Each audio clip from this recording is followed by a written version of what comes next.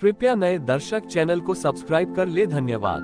कैलाश के शिखर पर जहां श्वेत हिम की चादर ओढ़े महादेव ध्यानस्थ थे, वहां की शांति को अचानक एक कोमल रुदन ने भंग किया। ये रुदन किसी मनुष्य का नहीं, बल्कि पृथ्वी के एक अत्यंत छोटे और उपेक्षित जीव का था। महादेव ने अपनी आंखें खोली और देखा कि एक नन्ही सी चींटी पर्वत की कठिन चढ़ाई कर रही थी, जिसके मुंह में अन्न का एक दाना था। वह बार बार फिसलती, गिरती, पर फिर से अपनी यात्रा शुरू कर देती। नंदी ने कौतूहलवश पूछा कि भगवान, इस तुच्छ जीव की पीड़ा पर आपकी दृष्टि क्यों ठहरी है? महादेव मंद मंद मुस्कुराए और बोले कि नंदी, इस संसार में कोई भी जीव तुच्छ नहीं है। हर संघर्ष का अपना धर्म होता है। तभी वह चींटी एक गहरी खाई के पास आकर रुक गई। उसके सामने का मार्ग असंभव था। उसने अपना मुख आकाश की ओर किया, मानो अपने आराध्य को पुकार रही हो। वह अन्न का दाना केवल उसके लिए नहीं, बल्कि उसके कुनबे के उन भूखे सदस्यों के लिए था जो हिमपात के कारण बिलों में फंसे थे। महादेव ने देखा कि उस नन्हे जीव के भीतर जो संकल्प है, वह बड़े बड़े तपस्वियों के अहंकार से कहीं ऊंचा है। उन्होंने अपनी जटा से एक जल की बूंद गिराई। वह बूंद देखते ही देखते बर्फ पर जमकर एक छोटा सा पारदर्शी सेतु बन गई। चींटी ने बिना संकोच उस पर कदम रखा और सुरक्षित दूसरी ओर पहुंच गई। जब वह अपने लक्ष्य तक पहुंच गई, तो उसने पीछे मुड़कर कैलाश की ओर देखा।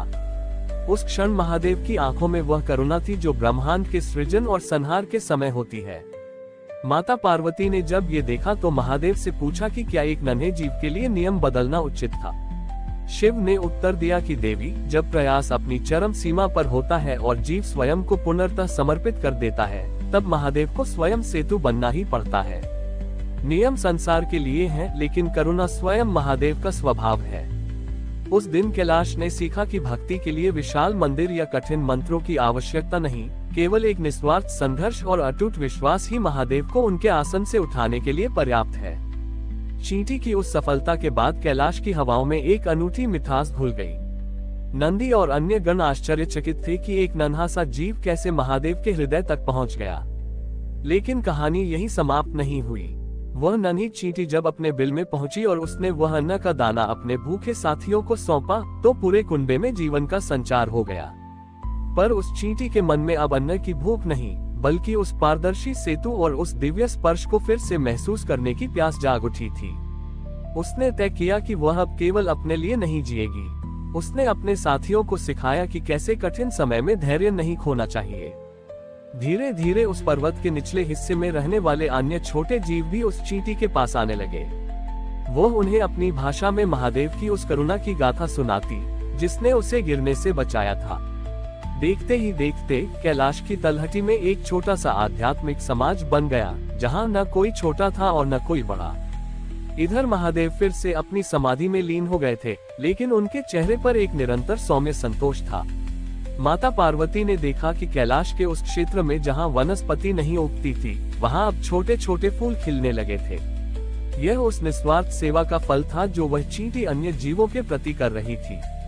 एक दिन एक अहंकारी गंधर्व वहां से गुजर रहा था। उसने देखा कि हजारों चींटियां एक कतार में शिव स्मरण की मुद्रा में शांत बैठी हैं। उसने उपहास करते हुए अपना पैर उनकी ओर बढ़ाया। जैसे ही उसका पैर धरती को छूने वाला था, उसे महसूस हुआ कि भूमि पत्थर की तरह कठोर नहीं, बल्कि रुई की तरह कोमल हो गई है। महादेव ने अपनी आंखें नहीं खोली, पर उनकी सत्ता ने उस स्थान को सुरक्षित कर दिया था। गंधर्व का अहंकार क्षण भर में चूर हो गया। उसे समझ आया कि जिसे वह तुच्छ समझ रहा था, वह महादेव की सुरक्षा में है। उस दिन से यह परंपरा बन गई कि कैलाश के उस मार्ग पर जो भी आता, वह नीचे की ओर देखकर चलता, ताकि किसी भी छोटे जीव को कष्ट न हो। महादेव की उस एक बूंद ने न केवल एक सेतु बनाया था, बल्कि संसार को ये पाठ भी पढ़ाया कि प्रेम और करुणा के मार्ग पर चलने वाला हर जीव साक्षात शिव का अंश बन जाता है। कैलाश की तलहटी में पनपी वह नई चेतना धीरे धीरे हिमालय की कंदराओं में फैलने लगी। वह नन्ही चींटी, जो अब समस्त सूक्ष्म जीवों के लिए प्रेरणा बन चुकी थी, एक दिन पर्वत के एक ऐसे कोने में पहुंची जहां एक अत्यंत वृद्ध व्याध शिकारी अपने अंतिम क्षण गिन रहा था। वह व्याध जीवन भर केवल अपने स्वार्थ के लिए शिकार करता रहा था, और अब मृत्यु के निकट होने पर उसे अपने पापों का भय सता रहा था। उसके पास न तो शक्ति थी कि वह महादेव को पुकार सके, और न ही ज्ञान था कि वह क्षमा मांग सके। चींटी ने जब उस वृद्ध की आंखों में गहरा पश्चाताप और पीड़ा देखी तो उसने एक अद्भुत निर्णय लिया।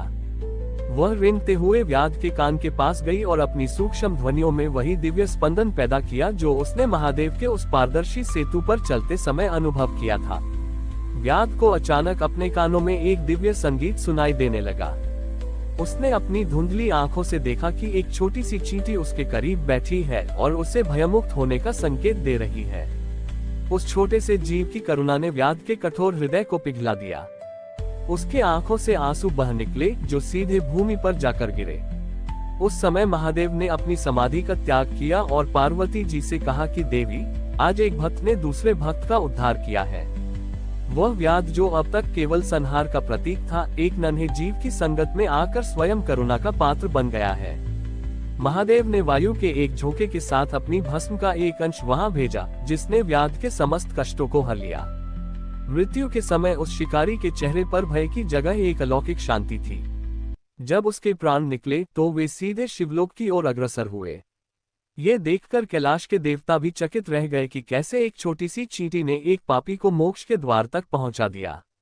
अंत में वह चींटी वापस महादेव के चरणों के पास पहुंची। महादेव ने अपना हाथ भूमि की ओर किया और वह नन्हा जीव उनकी हथेली पर चढ़ गया। शिव ने उसे वरदान दिया कि जब तक ये सृष्टि रहेगी, तुम्हारी यह गाथा सुनी जाएगी कि भक्ति शारीरिक बल या मंत्रों के उच्चारण में नहीं, बल्कि दूसरे के दुख को समझने और उसे महादेव से जोड़ने में है। उस दिन से कैलाश का कण कण ये गवाही देने लगा कि महादेव को पाने का सबसे सरल मार्ग उनके बनाए हुए सबसे छोटे जीव की सेवा करना ही है।